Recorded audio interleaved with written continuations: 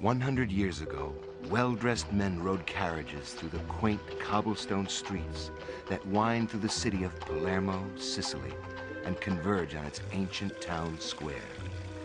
Many of these well-dressed men belonged to the Mafia, otherwise known as the Honored Society, a criminal brotherhood that used codes of honor, millions of lira, and above all, violence to control every aspect of daily life throughout Sicily.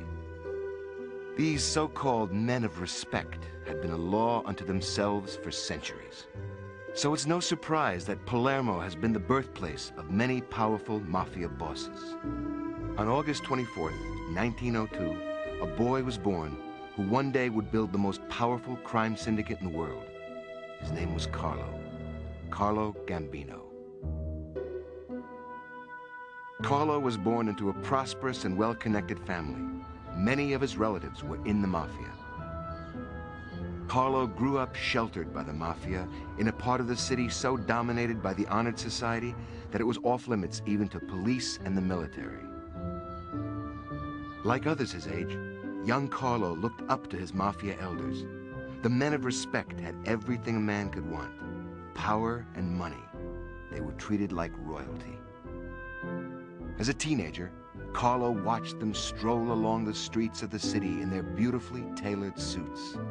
All the men would take off their hats to them, doff their hats, and the women would curtsy and kiss their hands. And he said, my God, how can you get to be one of these guys? The man who made the biggest impression on young Carlo was the head of the Honored Society and one of the most powerful men in Sicily, Don Vito Cascioferro. Don Vito was both charismatic and fearless, but it was his criminal intuition that Carlo idolized most. Don Vito perfected the art of extortion. Where earlier mafiosi had pillaged and destroyed the businesses who would not cooperate with them, Don Vito saw a greater opportunity. In charging moderate fees for mafia protection, the businessmen could operate without fear, so long as they paid Don Vito his share. The energetic and ambitious Carlo wanted to be part of the action. He dropped out of school as a teenager and, with the help of his family's connections, got a job as an enforcer for Don Vito. If a businessman failed to pay his protection money on time, Carlo would arrange an accident. For a young criminal, Carlo's looks were hardly threatening.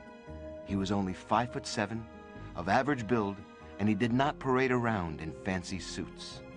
His only intimidating feature was his prominent nose, which looked like a hawk's beak. He also had a mischievous grin which became his trademark. Carlo was shy and reserved, yet he lived by a creed which would take him to the top of a criminal empire.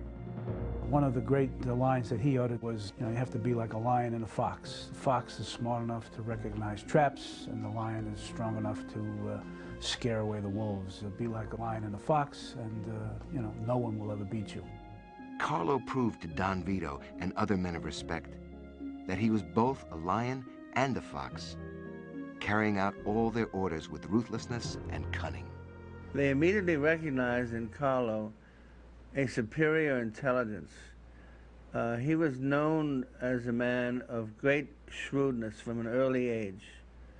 It's a quality in Italy which they call furberia, shrewdness, the kind of intelligence needed to pull off major crimes.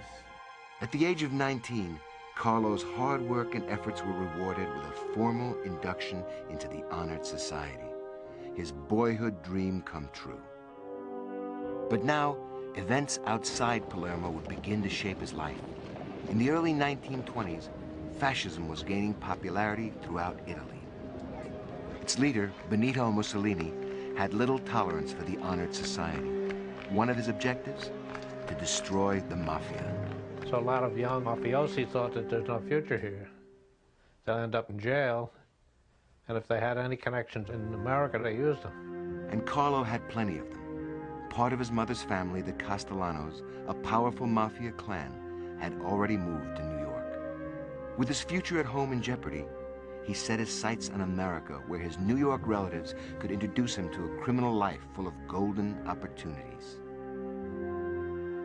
So, on a November day in 1921, the young Carlo was smuggled aboard a freighter bound for America.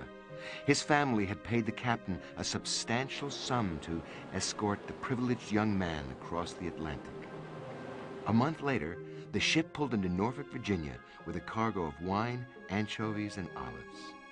Dressed in his Sunday best, one lone passenger slowly emerged. Carlo Gambino, all of 19 years old, had arrived.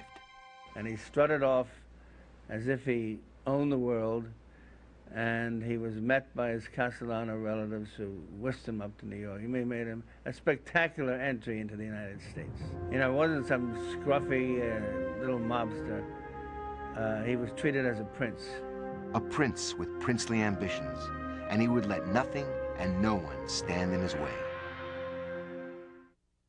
Just before Christmas 1921, the teenaged Carlo Gambino set foot on American soil and began moving up the mafia ladder of success the old-fashioned way, through hard work and violence.